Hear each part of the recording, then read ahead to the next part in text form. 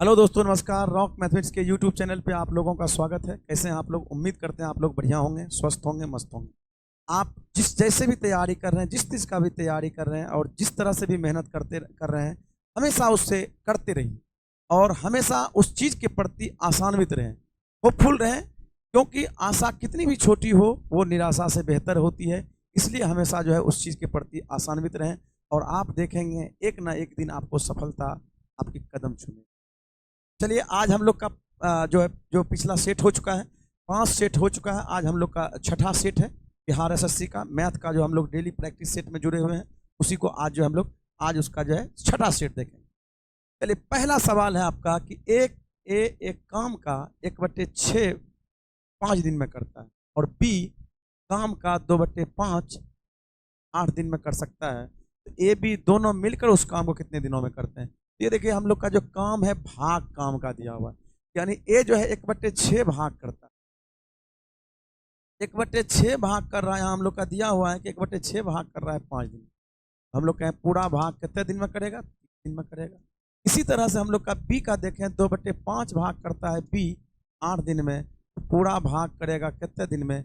20 दिन में। तो हम लोग का निकल गया भाई, ये ए का दिया हुआ है, ये बी का दिया हुआ है, तो दोनों का एलसीएम लें, एलसीएम हो जाएगा हम लोग का 60। तो 30 दूनी 60, 20 तिया 60, यानी हम लोग का इफिशियंसी आ गया। अब कहता है दोनों मिलकर कितने दिन में करेगा? इफिशियंसी दोनों का 5 है, 5 से भाग दे देंगे, 12 दिन में दोनों मिलकर करेगा। चंद सेकंडों में आप सवाल को बना सकते हैं। तो उम्मीद करते हैं समझ में आ गया होगा। पहले हम लोग पूरा पूरा काम निकाल लिए, दोनों का पूरा पूरा काम निकाल के दोनों का एलसीएम ले लिए, ये वर्क डन हो गया। अब हम लोग कहेंगे भाई दोनों मिलके काम कर रहा है, तो एगो का इफिशियंसी 2 है, एगो का 3 है, 60 काम है, 5 इफिशियंसी से काम कर रहा है, तो हम लोग का 12 दिन में। चलिए नेक्स्ट, ये आपका जो है रेकरिंग का सवाल है। आप रेकरिंग, चूंकि रेकरिंग के बारे में थोड़ा थोड़ा आप जानते होंगे, रेकरिंग क्या है, बस हम लोग इस पर चर्चा भी आगे करते जाएंगे। 2.3494 पे रेकरिंग है और ये हम लोग को कहा रहा है कि दशमलव के भिन्न के बराबर है, यानी भिन्न में बदलना है इसको। तो आपको ये करना है 2 प्लस, ये हम लोग का दिया हुआ है 2 प्लस, अलग अलग करते हैं हम लोग, 349 घटा, इसको लिख देते हैं हम लोग। जिस पे रेकरिंग नहीं है उसको हम लोग घट, थोड़ा इसका नियम समझ लीजिए। जिस पे रेकरिंग नहीं है उसको हम लोग घटाते हैं। अब ये हम लोग का हो जाएगा, जिस पे रेकरिंग है उसका 9 लिखेंगे और ये हम लोग को इस पे रेकरिंग नहीं है उसका 0। ये 2 को अलग कर लिए, हम लोग का डेसिमल पार्ट था, ये हम लोग का इंटीग्रल पार्ट, ये बाहर बड़ा वाला भाग को अलग कर दिया। प्लस ये हम लोग का हो गया आपका, लिखेंगे अब हम लोग, तो ये हो जाएगा 3 6 4 3 बटे नीचे में 900, हम लोग का यहाँ गुना करके लिख देते हैं 0, 9 दूनी 18, 9 दूनी 18, 19 प्लस 346 बटे नीचे में हम लोग का 990 दिया हुआ। जोड़ दें इधर, 4 6 8 4 12 और 6 3 9 9 3 12 12 1 3, और ये हम लोग तो बटे 990। ये कौन सा ऑप्शन है? कुछ नहीं है, बच्चा वाला सवाल था, खाली फ्रैक्शन में आपको बदलना था, हम लोग बदल दिए। कौन सा ऑप्शन है आप देख लीजिए, 23 26 दिया हुआ है, ऑप्शन नंबर बी। ठीक है, तो ये हम लोग को जो है निकाल सकते हैं, इसको बना सकते हैं। अलग अलग रेकरिंग का, तो ये तो बेसिक सवाल है कि खाली लिखने के लिए है कि आपको ये लिखने के लिए आता है कि नहीं आता है।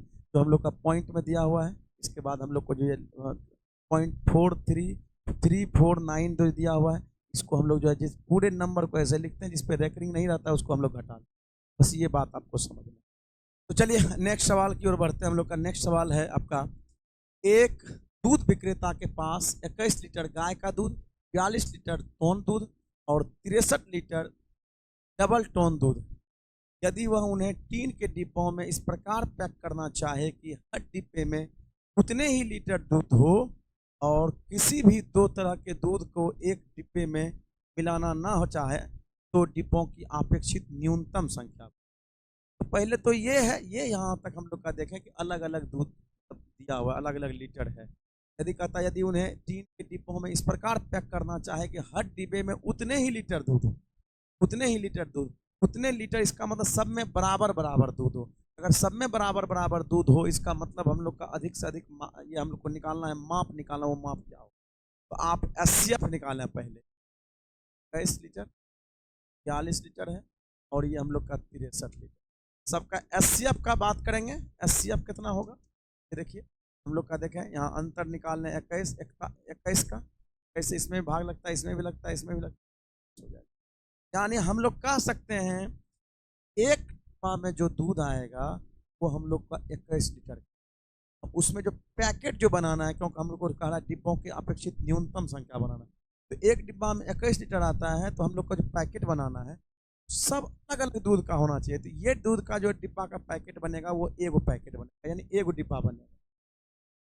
21/21 कर दिए, 42 हम 2 कर दिए, 2 से भागते हैं, यानी इसका न्यूनतम संख्या निकाल रहे हैं। इसका मतलब ये हम लोग का 2 गो पैकेट यहाँ बनेगा, 2 गो डिब्बा यहाँ बनेगा। ये हम लोग का 21 लीटर का 3 गो पैकेट बनेगा, यानी हम लोग का 3 अतः न्यूनतम संख्या उसकी कितनी होगी, 6 गो पैकेट होगा। ठीक, ये बात को समझ। पहले तो हम लोग वो निकाल लिए, बड़ा से बड़ा माप निकाल, बड़ा से बड़ा माप मतलब एचसीएफ निकाल। अब एचसीएफ जो हम लोग निकाले 21 लीटर, अब जो है पहले को मापना है, सब कहता है बराबर बराबर अलग अलग दूध मापा जाता है। इसका मतलब है 21 लीटर का ये एक डिब्बा बनेगा, 21 लीटर का ये 2 गो डिब्बा बनेगा, 21 लीटर, और ये 21 लीटर का हम लोग का 3 डिब्बा बनेगा, न्यूनतम संख्या। ठीक है, ये आपका एलसीएम और एचसीएफ दोनों उसमें जो है हम लोग का एचसीएफ का सवाल था, उसमें देखिए आप कैसे हो रहा था। चलिए ये सवाल है आपका 100 और 600 के बीच 4 और 6 दोनों से भाज्य पूर्णांकों की संख्या बताइए। मतलब ऐसे पूर्णांकों की संख्या बताना है जो इससे पूरा पूरा भाग लगे। तो जब भी बीच के, तो ये देखिए यहाँ से बीच कहता है कि 4 और 6 से भाग लग जाए, तो हम लोग इसमें n निकाल पूर्णांकों की संख्या बताए। जब भी बीच के 4 और 6 से, इसका मतलब इसका एलसीएम लेते हैं, इसका एलसीएम हो जाएगा। तो हम लोग देखते हैं संख्या कितने कितने हैं, 600। अब चूंकि 12 से दोनों से भाग लगना चाहिए, तो का एलसीएम लेते 12 से। हमको बीच के है तो बड़ा वाला में 1 घटाना, अगर से तक कहेगो तो छोटा वाला में 1 घटाना। इस बात को ध्यान रखना है। घटा लिखेंगे हम लोग का 100 बटे नीचे में, ये देखिए हमको से बीच के बीच कहा कि 100 और 600 के बीच कितनी संख्या है जो 12 से भाग लगता है, तो बीच वाला में बड़ा वाला में 1 घटाना है, और से तक कहे तो छोटा वाला में 1 घटाना है, ऐसा। तो 12 पंचे 60, यानी 50 बार, देखिए हम लोग का 50 बार में पूरा पूरा लग रहा है, 12 पंचे 60, लेकिन एक घट रहा है तो एक बार कम लगाएंगे 50 बार। ये आपको नियम आपको समझना होगा। 12 96 हम लोग को संख्या निकल गया, कितना जो हम लोग का पूर्णांक बनेगा, कौन सा ऑप्शन है, ऑप्शन नंबर सी। ठीक है ना, ये हम लोग को जो है सवाल आसानी से, जब भी आपको से तक कहे तो आपको हम बताएं कि आप लोअर लिमिट। चलिए ये सवाल पढ़िए, मेंसुरेशन का सवाल है और बहुत ही बढ़िया सवाल लग रहा है। एक ठोस बेलन से जिसकी ऊंचाई 12 सेंटीमीटर और व्यास 10 सेंटीमीटर, उसी ऊंचाई और आधार के उसी व्यास का एक सांका मतलब शंकु कोटर खोखला किया जाता है, उसी का कहता है उसका खोखला किया जाता है, तो शेष ठोस का लगभग आयतन। इसका मतलब एक बेलन था, उसी के ऊंचाई और उसी के आधार यानी त्रिज्या वाला जो है एक खोखला शंकु है, तो कहता है ऊपर वाला जो बेलन था उसको कितना खाली यानी कितना जो हम लोग का लगभग ठोस जो है लगभग बच जाएगा आयतन। तो इसका मतलब है हम लोग तो जानते हैं भाई शंकु है, पहले तो हम लोग का बेलन दिया है, बेलन होता है πr²h, ये आप जानते हैं। अब ये हम लोग का शंकु दिया है जो होता है 1/3 πr²h। तो हम लोग का कहता है इसमें से ये निकाला जाएगा, ये खोखला किया जाएगा, कितना भाग बच जाएगा, आप इसको घटा लीजिए, पूरे में से घटाएंगे तो 2/3, सब कुछ सेम है, 2/3 πr²h, तो πr²h यही का वैल्यू निकालिएगा तो आपका जो है वो कोटर जितना खोखला बचा हुआ है, कहता खोखला किया जाता है तो उसका कितना भाग बचे, तो हम लोग का इसका वैल्यू रखते हैं, आपका निकल जाएगा 2/3। थोड़ा सा होता है ना सवाल में कभी कभी भाषा वैसा क्लिष्ट देता है, आपको सवाल बनाना है और समझना है कि क्या भाषा वैसा है थोड़ा, और कुछ नहीं है सवाल में। 22/7 है और ये हम लोग का आर का वैल्यू हो जाएगा, आर देखिए व्यास है 10, तो क्या हो जाएगा हम लोग का 5, यानी हो जाएगा 5 का स्क्वायर, यानी हम लोग 25 गुना एच दिया हुआ है, एच हम लोग का दिया है 5। ये हम लोग कटा दें भाई, 3 चौके 12, 22 दूनी 44, 2500 के 100, 4400 हो गया बटे नीचे में 7। कौन सा हम लोग का वैल्यू आएगा जो इसके करीब का होगा? 7 के 42, देखिए हम 7 के 42 बचा 2, 6 दूनी 7 दूनी 14, बचा कितना 6, ये हो गया हम लोग 7, 7 8 56, 8 पॉइंट लगभग। देखिए कौन सा हम लोग का आ रहा है आपका, ये तो का क्यूब में आ जाएगा, ठीक है। तो ये हम लोग का जो भाग दे के निकाल सकते हैं कौन सा आयतन, शेष भाग पूछ रहा है। इसका मतलब पूरे आयतन में से अगर 3/2 घटा दिए तो हम लोग 2/3। आगे बढ़ते हैं, नेक्स्ट सवाल है। किसी स्कूल में एक परीक्षा में सफल और असफल परीक्षार्थियों का अनुपात दिया हुआ है। इसका जो अनुपात है ये हम लोग का 6 अनुपात। यदि 6 विद्यार्थी सफल हो जाए, यानी इसका मतलब है जितना विद्यार्थी था उसमें से कहता है 6 और क्या हो जाए, सफल हो जाए। तो सफल हो जाता है तो लोग का दिया हुआ है अनुपात 9:1 हो जाता है। ये 9:1, ये हम लोग का पास है। ये हम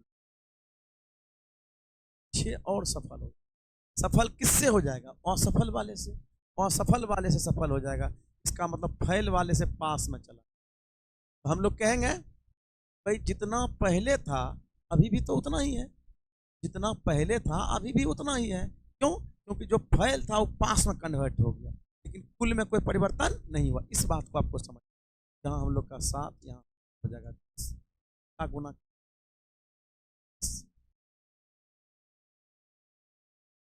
हो जाएगा हम लोग का 7, ये हो जाएगा 9 7 63, ये हो जाएगा 7 नया रेशियो, और ये हम लोग का हो जाएगा 60, और ये तो हम लोग यहाँ से देख पा रहे हैं लोग को 3 यूनिट बढ़ रहा है और इसमें 3 यूनिट क्या हो रहा है, 10 हो गया। यहाँ हम लोग का 3 घट रहा है, यानी 3 बढ़ रहा है 3 घट रहा है।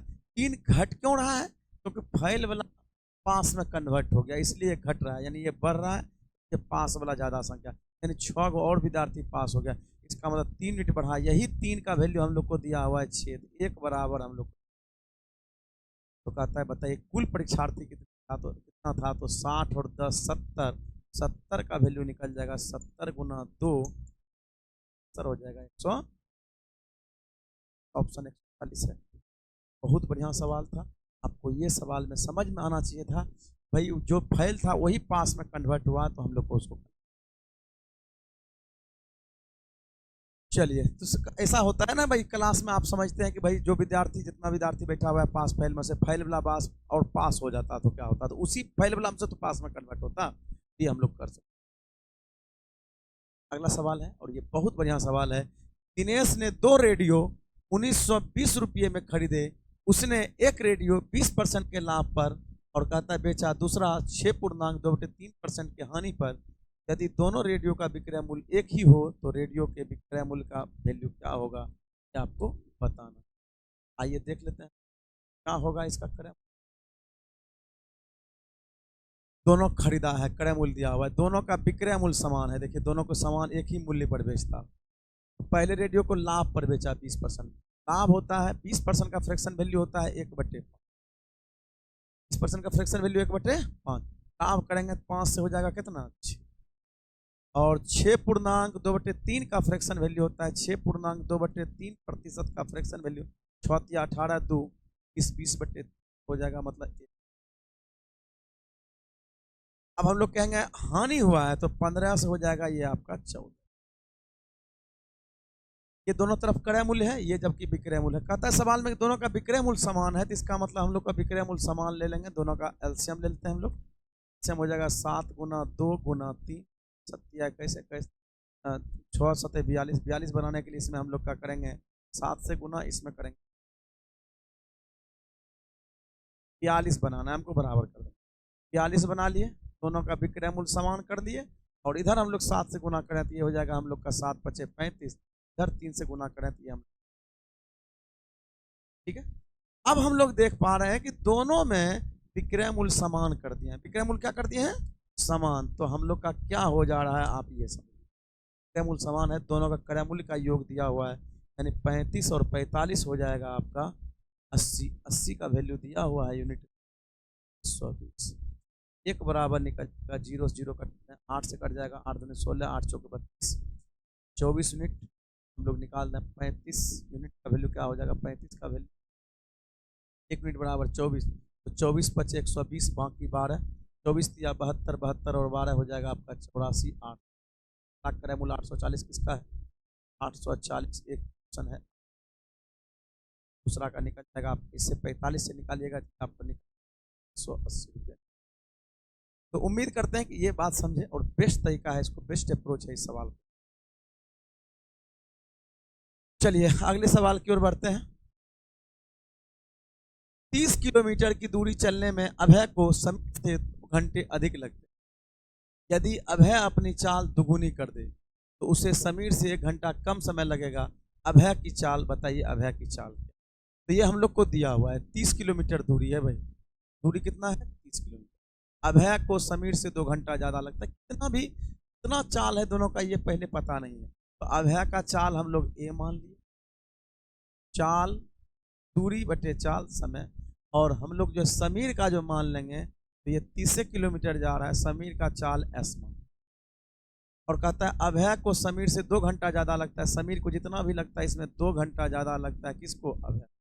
अभय के समय का हम लोग ऐसा करते हैं। अब आगे कहता है यदि अभय अपनी चाल दुगुनी कर दे, अभय अपनी चाल दुगुनी, वही दूरी जा रहा है, कहता है दुगुनी कर ले अपनी चाल, 2a कर ले, तो उससे समीर से 1 घंटा कम लगेगा, यानी समीर वही दूरी जा रहा है भाई। और कहता है 1 घंटा अपनी बार कम लगने लगा, पहले जितना लगता था ना अभय को उससे 1 घंटा कम लगने, तो ये हम लोग को निकाल लें। तो कहता है अभय की चाल बताइए, अभय की चाल क्या है। ठीक है भाई, कोई बात नहीं, बता देंगे हम।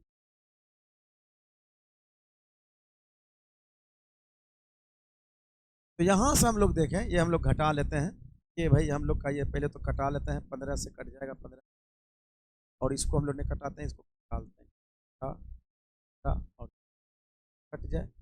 और यहाँ हो गया हम लोग का ए दोनों में सेम है, 30 में से 15 गया, 15 बट्टे ए हो जाएगा बराबर 2 और 1, ये हम लोग का हो जाएगा बराबर में बचे 15, यानी ए बराबर हम लोग का निकला 5 किलो का ए माने स्पीड। और ये हम अभय का ही चाल पूछ रहा है, तो अभय का चाल,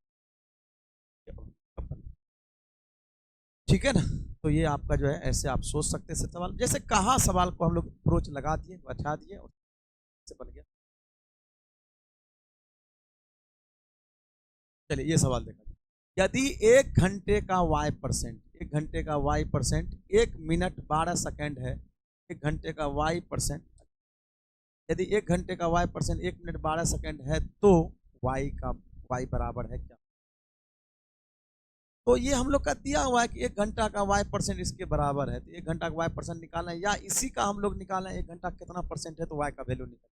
ये देखिए हम लोग का निकाल 1 घंटा सेकंड, यानी 1 घंटा 1 मिनट 12 सेकंड, 1 मिनट 12 सेकंड है, तो इसको हम लोग 60 minute 60 second plus 12 second 72 second बोलते, सेकंडों में बोल रहे हैं तो 72 सेकंड, इसको भी हम लोग सेकंडों में बदल देंगे, सबको 1 मिनट में बदलना होगा।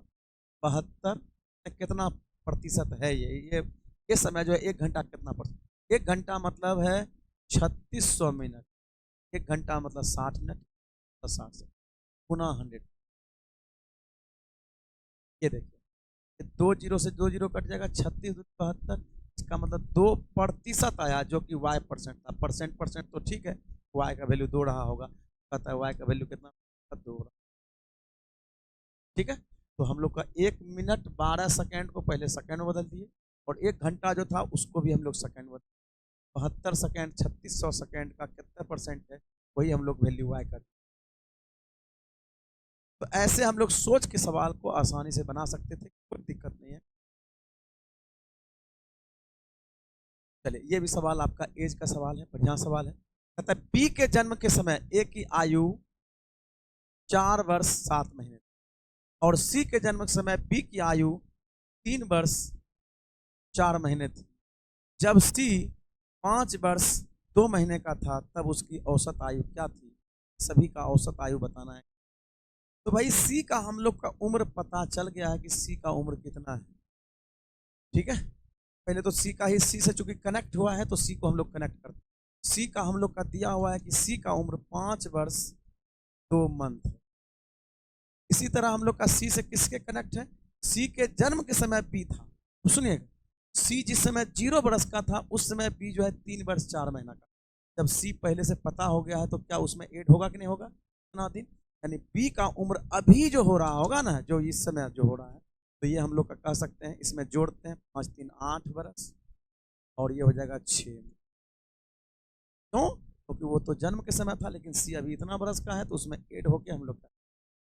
फिर ए का बात कर रहा है, ए कहता है ए की आयु इतना वर्ष थी जब बी का जन्म हुआ था तब, तो बी अभी इतना वर्ष का है, इसका मतलब है ए का आयु इसमें ऐड हो जाएगा 7 6 13 महीना और ये हो जाएगा हम लोग का 4 8 4 12, यानी 12 वर्ष 13 महीने। इसका औसत निकालने के लिए क्या कर सकते हैं, सबको जोड़ देते हैं और उसमें 3 से भाग दे देंगे, औसत निकल।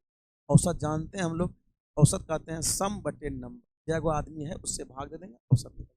ये हम लोग का लेते हैं 13 और 6 हो जाएगा 19, 19 और 2 21 महीना हो गया। और इधर हम लोग का 12 8 20, 20 5 25, 25 वर्ष हो गए। बटे नीचे में हम लोग करते हैं, से भागते हैं, हाँ हम लोग का हो जाएगा 8 या 24। एक बरस देखिए इसमें से बचा हुआ है, एक बरस मतलब 12 महीना होता है। 12 महीना अगर इसको दें हम लोग 21 महीना में तो हो जाएगा 33 महीना। 33 में भाग दें हम लोग 3 से, बन जाएगा 11, यानी 8 साल 11 मंथ में। कौन सा ऑप्शन है, ऑप्शन नंबर, ठीक है, डाल सकते हैं हम लोग का जो सी का दिया हुआ उसके थ्रू। सिंपल सा बात आप समझ सकते हैं, भाषा की तरह भी समझ सकते हैं, आप इमेजिन करके भी समझ सकते हैं। जो बच्चा अभी 0 वर्ष का है, कोई बच्चा, एगो बच्चा 0 वर्ष का अभी जन्म लिया है, एगो है 2 वर्ष का, इसका मतलब जब ये बच्चा 5 वर्ष का हो जाएगा तो क्या ये 7 वर्ष का नहीं हो जाएगा। ये है 0 वर्ष का, ये है 5 वर्ष का, तो इसका मतलब है जब ये बच्चा 2 वर्ष का होगा तो ये ऑटोमेटिक 7 वर्ष का हो जाएगा। वही चीज का रूल लगा है उसमें, उस रूल से आप बात को उसको समझ सकते हैं। चलिए भाई सवाल है, पीटर एक मेज 450 रुपये में खरीदता है और 30 रुपये उसके परिवहन पे व्यय करता है। यानी 450 रुपया में खरीदा, दिया हुआ है हम लोग का 450 रुपया में खरीदा और 30 रुपया उस पर क्या किया, इन्वेस्ट किया, परिवहन पे व्यय किया। और कहता है यदि वह उसे 600 रुपया में बेचता है तो उसका लाभ पड़ता है। बहुत आसान सवाल है। 450 में खरीदा और 30 रुपया लगाया उस पर, 480 रुपया उसका जो है लागत, और बेचा कितना में, 600 में। 480 में खरीद, 600 में बेचा, कितना का लाभ हुआ, 120 का। इससे लाभ हुआ कर लागत मूल्य से गुना 100%, पर चौके 48, ये हम लोग का हो जाएगा 20%। कौन सा है ऑप्शन, ठीक है ना।